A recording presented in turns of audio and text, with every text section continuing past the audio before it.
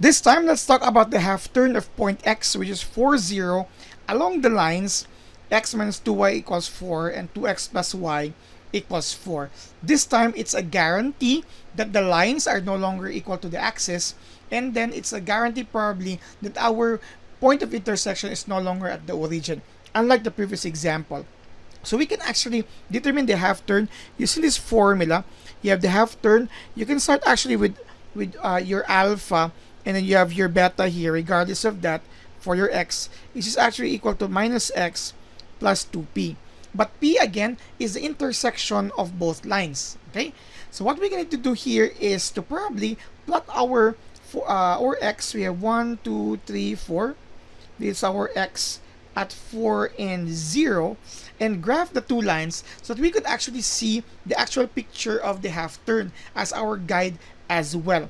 Okay, so we can see here that if we have our alpha, sorry for that, let us use here our alpha being x minus 2y equals 4, and our beta being 2x plus y is equal to 4 as well. So we can actually connect them, connect these two different lines in the perspective of half turn. So graph them. Let let y be equal to 0 for our x-intercept. X minus 0 is equal to 4. X is equal to 4. So the x-intercept is at 4 and 0. For our y-intercept, let x be equal to 0. So you have 0 minus 2y equals 4. Minus 2y is 4. Your y is negative 2. So you have 0 and negative 2 for the y-intercept of the first line. Here, let y is equal to 0. 2x is equal, let's just simply complete the process. 0 is equal to 4. 2x is equal to 4. So x is 2. The x-intercept is at 2 and 0. So let x be equal to 0 for our y-intercept. You have here 2 times 0 plus y is equal to 4. 0 plus y is equal to 4. So y is equal to 4. So 0 and 4. So let's plot them on this Cartesian plane. For our line A, we have 4 and 0. So it passes to the x itself. And then you have here 0 and negative 2. So the line that would represent that is this line connecting those 2 points. Let me do it again. Okay, this is better. I believe it's better. So let's have here the arrowhead. This is for your alpha. For your beta, it's actually a 2, 0, this point here, and you will have 0 and 4. So 1, 2, 3, 4, this point here. When you're going to connect them using again a line, assuming that my graph is accurate, so you could actually have this here. And they're actually perpendicular to one another because you can see that their slopes here as well, okay, are actually negative reciprocals of the other. The point here is we're going to reflect, let me change the color, or I mean rotate this or get the half turn of this along the lines. So it would mean this one here. But of course, if we're going to rotate here, they're just the same because they are both half turns. So let's just simply use the other one. Okay, so we're going to locate the half turn of this given point by using this formula, given that our P is the point of intersection.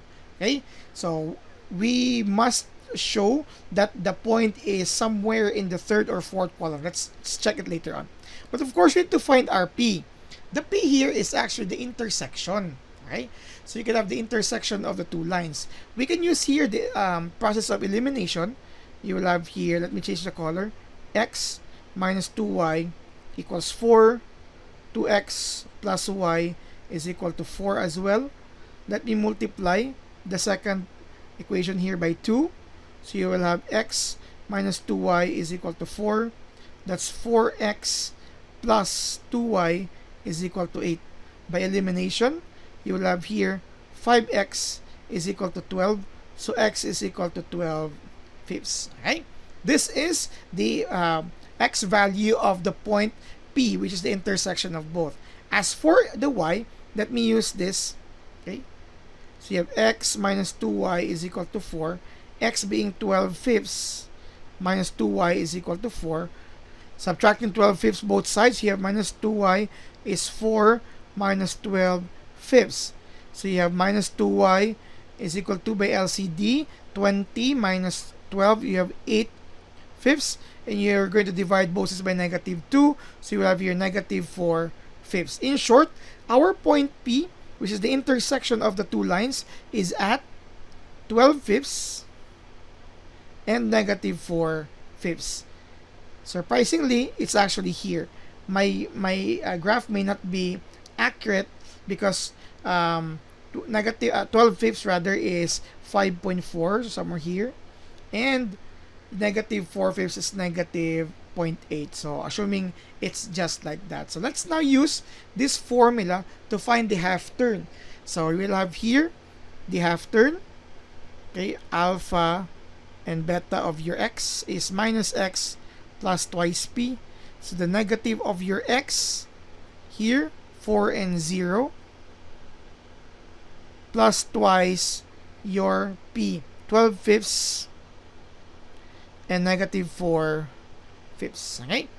So you have negative 4 and 0 plus 24 fifths minus 8 fifths. Okay?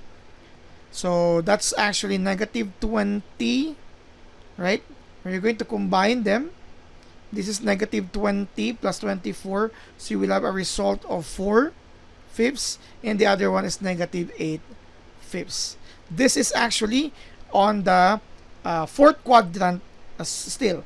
So this point here corresponds to that half turn, and obviously our answer here is 4 fifths, so it's almost 0.8, and we have negative 8 fifths or negative 1.6 somewhere here. This here is its half turn. As you can see, our graph will help us determine the result, and this is the correct answer for this item. Again, we need to identify first the point P as the intersection of both. This is unlike the previous problem where P is very clear and at the same time the lines are axis themselves. This time it's no longer the case, but we can still solve that using the formula. Thank you very much for watching.